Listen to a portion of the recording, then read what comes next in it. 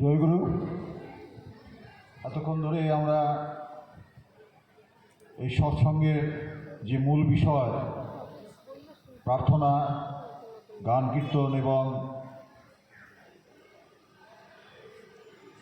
ঠাকুরের বিষয় বলা এবং অনুভূতির কথা বলা, এটাই সৎসঙ্গের মূল বিষয়। সেগুলো আমরা শুনলাম।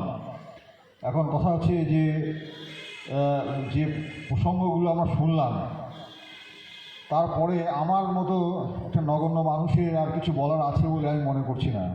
কারণটা কি, যে এই যে আমার পূর্ববর্তী বক্তা যে কথাগুলো তিনি অধ্যয়ন করেছেন, তিনি হয়তো সংগ্রহ করেছেন, তার সেই অনুভূতির কথা আমরা শুনলাম মন দিয়ে, অন্তর দিয়ে শুনলাম এবং হৃদয়কে স্পর্শ করছিল।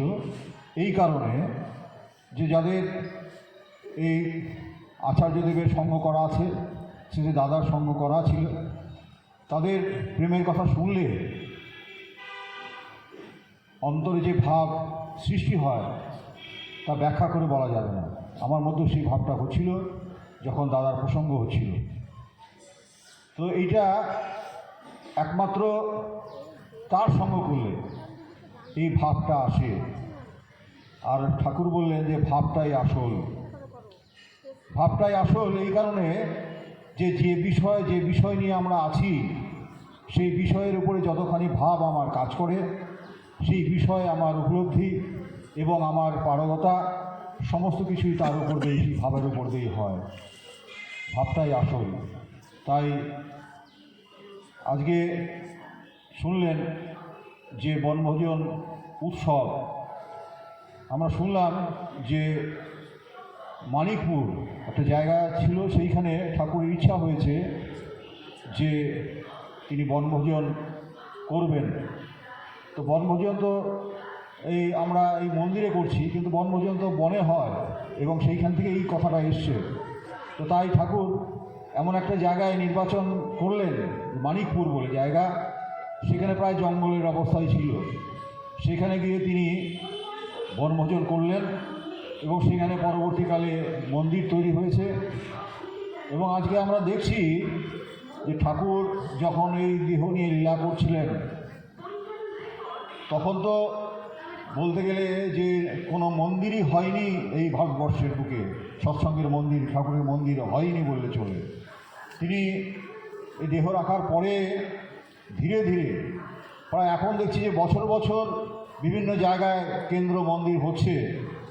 এবং আজকে যা করলে তিনি খুশি হন সেটাই শিষ্যের কর্তব্য। গুরু যা করলে গুরু খুশি হন সেটাই শিষ্যের কর্তব্য। এবং সেই কর্তব্য যারা তাকে ভালোবাসেন, সেই কর্তব্য পালন করার সুযোগ তিনি দিয়েছেন। যে যত কেন্দ্র মন্দির আছে সব জায়গাতেই আজকের দিনে হাজার হাজার কেন্দ্র মন্দির এই ভারতবর্ষে হয়েছে। সেই সব জায়গাতেই আমাদের জেলাতে কেন্দ্র মন্দির হিলি, বালুরঘাট, প্রতিরাম, বাউল, বুনিয়াদপুর এসব জায়গা হয়েছে। এবং সেখানে সব জায়গাতেই কিন্তু সেখানে তাদের মতো করে তারা এই বনভোজন উৎসব পালন করছেন। আজকে আমরা অহংকার, এটা আমাদের কাছে যে পৃথিবীর কোথাও, পৃথিবীর ইতিহাসে এই উদাহরণ নাই যে মানুষ একটা মানুষ একটা ইচ্ছা প্রকাশ করছেন, সেইটা লক্ষ লক্ষ কোটি কোটি মানুষের মধ্যে সেই ইচ্ছাটা বাস্তবায়িত করার যে আপ্রাণতা, সেটা পৃথিবীর ইতিহাসে কোনো উদাহরণ নাই কোথাও। আজকে ঠাকুর এমন একটা মিশন সৃষ্টি করেছেন, সেই মিশনের সঙ্গে যারা যুক্ত হয়েছেন, তার নীতিবিধি, ন্যূনতম নীতিবিধি যারা পালন করে চলছেন, তাদের মধ্যেই এই ভাবটা সৃষ্টি হচ্ছে, ভালোবাসার ভাব। তাই তিনি যখন ইচ্ছা করেন, আর তিনি আচার্য পরম্পরা সৃষ্টি করেছেন। ঠাকুর বললেন যে দেবদেবতা হাজার ধরিস, আচার্য যার ইষ্ট নয়, নিশ্চয়ই করে জেনে রাখিস, জীবন পথে নেহাত ভয়, আচার্যই ইষ্ট।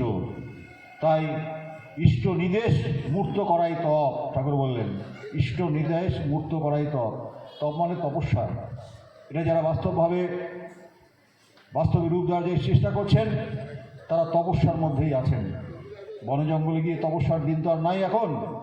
তাই তিনি তপস্যার সুযোগটা প্রত্যেকটা মানুষের মধ্যে দিয়েছেন। আমরা সেই তপস্যার সঙ্গে যেভাবে যুক্ত হতে পারবো, আমরা আমাদের জীবনটাকে সেইভাবে সার্থক করে তুলতে পারবো। দয়া করে তিনি এই সুযোগ প্রত্যেকটা মানুষকে দিয়েছেন এবং আমাদের কর্তব্য সেই সার্থকতার জীবন নিয়ে চলার যে কাজ, সেই কাজ আমরা সবাই করব। কথা বলে পরম দয়াল শ্রীচরণে উপস্থিত সবার এবং যারা মাইকের কথা শুনছেন সবার মঙ্গল কামনা করি। জয় গুরু।